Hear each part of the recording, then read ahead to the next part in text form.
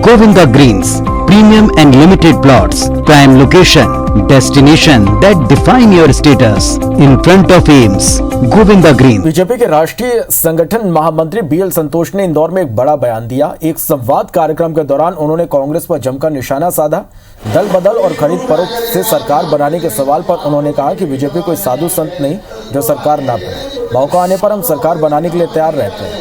बगैर कांग्रेस का नाम लिए उन्होंने कहा कि दूसरी पार्टियों में नेता कार्यकर्ता जब नेतृत्व के पास जाते हैं तो उनकी बात सुनने की बजाय नेतृत्व कुत्ते से खेलते हैं। ऐसा अपमान कौन सहन करेगा।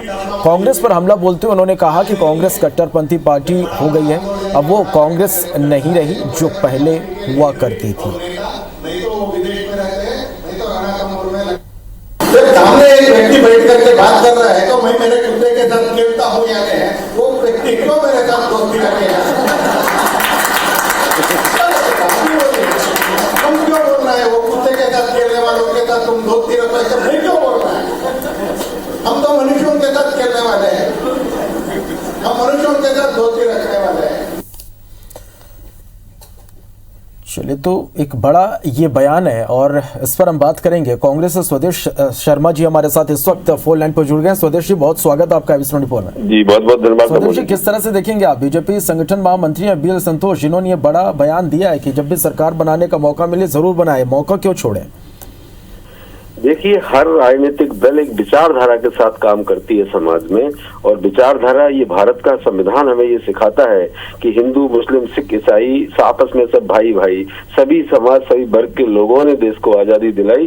सभी वर्गों का समावेश राजनीतिक दल में अगर ना हो तो कोई मतलब नहीं निकलता, और संविधान की रक्षा करना हमारा दायित्व होता है। और संविधान ये कहता है कि अगर चुनी हुई सरकार जनता ने जनादेश दिया है किसी भी दल को, जैसे उदाहरण के तौर पर मध्य प्रदेश में कांग्रेस की सरकार को माननीय कमलनाथ जी को जनादेश दिया था जनता ने सरकार 5 साल चलाने के लिए, लेकिन इन्होंने खरीद फरोख्त करके लोकतंत्र का गला घोंटा, हत्या की और सरकार बना ली। सरकार बना ली ऐसे समय पर बनाई जब देश नहीं पूरा विश्व कोरोना से जूझ रहा था।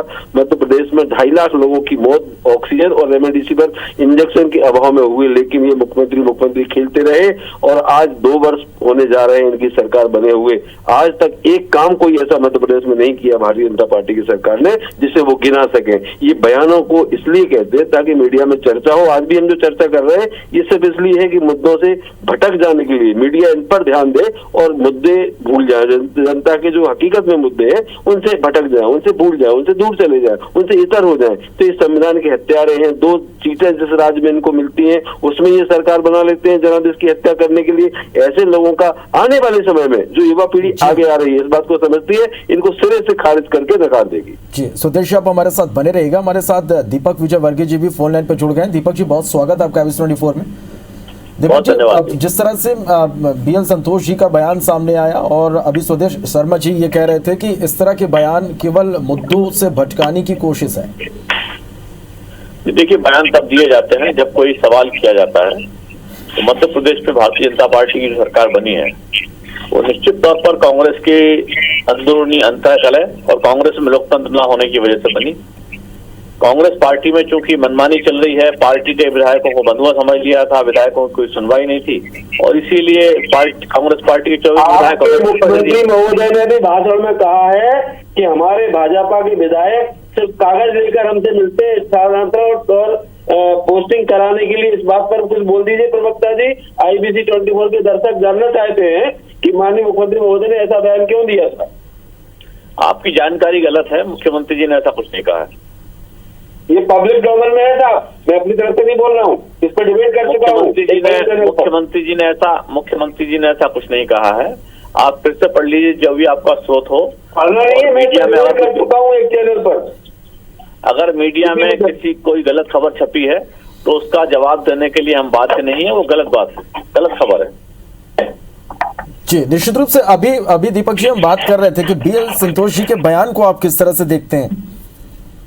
देखिए, राजनीतिक दल जब किसी राजनीतिक दल का निर्माण होता है तो देश में एक नई नीति और नए विचार कायम करने के लिए होता है, और भारतीय जनता पार्टी राजनीति में है। जाहिर तौर पर भारतीय जनता पार्टी का सपना जैसा भी भारत या हिंदुस्तान बनाने का है, निश्चित तौर पर सरकार में रहकर ही बना सकते हैं। सरकार में रहकर ही हम अपनी नीतियों को लागू कर सकते हैं और इसीलिए जब भी हमको सरकार बनाने का मौका मिलेगा, कोई भी राजनीतिक दल जरूर सरकार बनाएगा।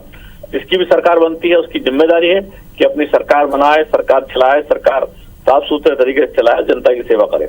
चलिए स्वदेश जी, क्या कुछ कहना चाहेंगे आप इस पर? स्वदेश जी, आप तक मेरी आवाज पहुंच रही?